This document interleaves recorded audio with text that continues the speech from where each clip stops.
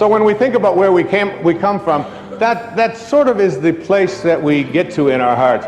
But just go back to that moment for a second and understand that, remember what I said earlier, when you change the way you look at things, the things you look at change. Just keep that idea in mind. Because if you go back to the time of your absolute beginning into the material world, you know that there was a microscopic dot. And this microscopic dot included everything that you needed for this physical journey. And you can't even see it with a microscope. It's just too mysterious and too mystical to even contemplate, isn't it? That something as tiny as you could get 1,000,000 of them on the head of a pin contains everything that you needed for this physical journey. Everything. Your birth was in there. The shape of your eye is in there. Your height is in there. The color of your skin is in there.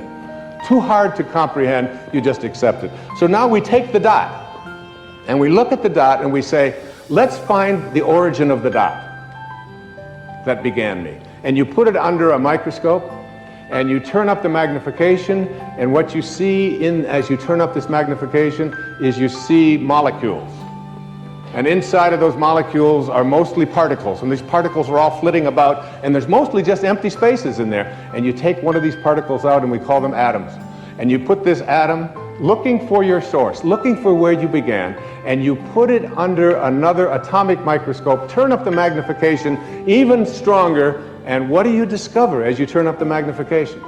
You discover that it's just more empty spaces and more particles with new names. Protons, electrons, neutrons, protons, whatever you want to call them, right? We memorized them in junior high school, right? So you take one of these electrons and you're just looking for your source. Where did I come from? You turn up the magnification on this electron microscope, and what do you see? More spaces and more particles, all flitting about, a dance, this huge dance. And you take one of those and you turn up the magnification, and what you have are new particles with new names called quarks. We're now looking at quantum physics, the study of the behavior of matter at the tiniest levels, and we're just looking for our source. So finally we take one of those quarks, and these quarks are really weird. My friend Deepak Chopra has often said to me, Wayne, he said, quantum physics is not only stranger than you think it is, it's stranger than you can think. Because you take a tiny little subatomic particle and observe it, and the fact is that the nature of your observing changes what you're observing. If you look at it in a certain way, it becomes one thing. If you turn away, it becomes something else. It's truly a scientific fact that when you change the way you look at things, the things you look at change. And now you take this tiny little subatomic particle, and you take it and you put it in a particle accelerator, and you rev up the speed of these things and collide them at 250,000 miles per hour. You collide them, you open up the particle accelerator looking for your source, and guess what's in there? Nothing. No thing. That the dot that began you originated from a field of energy that has no boundaries, no beginnings, no ends. It's infinite. It's an infinite potential. And the question that I have for you is, if you can get this, that you didn't begin with that particle, because particles themselves do not create more particles. St. Paul put it this way in the New Testament, that which is seen hath not come from that which doth appear. They talked a little strange in those days, all right? What that means is that everything that we see in the material world doesn't originate in the material world. It's the spirit that gives life. The flesh counts for nothing. If the shape of your eye can be in an energy field that has no boundaries, no form, no materialness to it, why not the shape of your life? Why not everything that you are destined to become? Why can't that be a part of this energy field as well? That you showed up here from a field that I call intention. And that beautiful globe that is here to my left, to your right, is what I am going to call, for the rest of this program, I am going to call this the source from which we all originated. That every particle that shows up on this planet, and that's what Max Planck said, and that's what Carlos Castaneda said, and that's what every metaphysician said, that's what all of the great spiritual teachings on this planet say, that our source is spirit. It is something other than the physical. And if you had a set of magical binoculars and you could look at that field, what I'm going to describe in this program is what that field would look like. And my suggestion to you here is this, that you are going to, if you want to understand intention and the power of intention, it means suspending your ego, the part of you that believes that you are separate from this source, because that's where all of our problems originated, all of our struggles, even our illnesses. This is a source of well-being. Everything that emanates from this source emanates from a field of well-being. It looks like something. It sounds like something. One of the things that it sounds like, I took from one of the great spiritual traditions in the universe. It's from the Bhagavad Gita, what is called the Hindu holy book, the Song of the Lord. But you can look in any spiritual tradition, whether it's Christianity, whether it's Judaism, whether it's Zoroastrianism or whatever, and basically they all say the same thing. If this source that we call God or soul or spirit, if it could speak, this is what it would sound like. And then later on, I'm going to talk to you about what it looks like. What does it look like? I am the source of all material and spiritual worlds. Everything emanates from me. That's what it sounds like. Everything emanates from me. So that means you.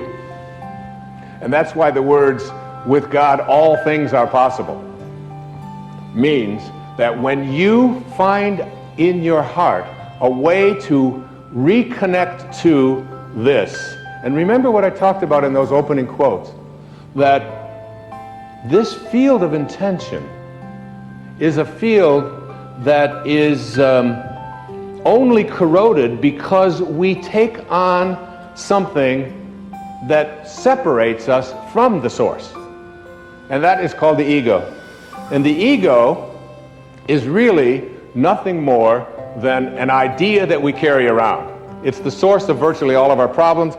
The only difficulty is you can't check into a hospital. Like if you got an appendix problem, you check in, get an appendectomy. There's no place that I know of that gives ego-ectomies. It would be nice, but it doesn't work that way.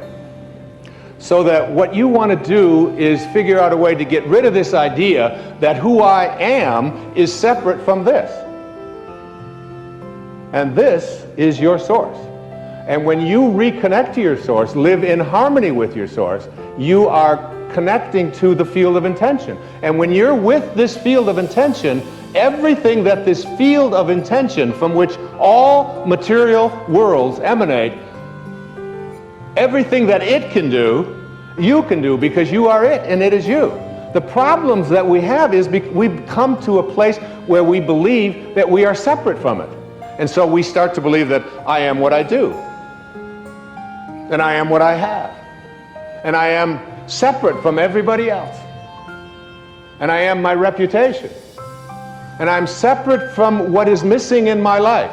But this field from which all things originate, if it's everywhere, it's got to be in you. And if it's everywhere and it has to be in you, it has to also be in everything that you perceive to be missing from your life. It has to be in that too, because there's no place that it's not. And if there's no place that it's not, you literally are already connected to everything that you would like to attract into your life. What keeps you from doing it is your belief that you're separate from your source. We want to reconnect to this source. People ask me the question, what about a free will? If I was intended here, and the shape of my life was intended here from this source, where does that leave me with a free will? Well, where it leaves you with a free will is this. You have a free will to decide whether or not you are going to connect or not connect to that source. That's your free will.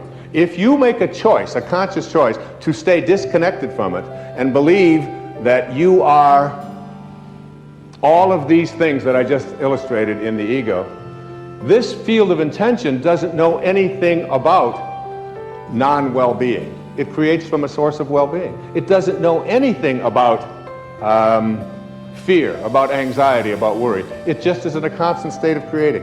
There's a quotation that goes like this: self-realization, which is really reconnecting to your source. Self-realization means that we have been consciously connected with our source of being. We are reconnected to this source, which I'm going to describe in detail in this program, what I believe the faces of intention look like. Once we have made this connection, then absolutely nothing can go wrong. That's from Swami Paramananda. Nothing can go wrong when you reconnect to source. All of our struggles, all of our illnesses, all of the scarcities in our life, all of the problems we have in our relationships, all of this stuff came about because we disconnected ourselves from a field of intention that is nothing but just well-being at work. It only wants you to be in a state of happiness.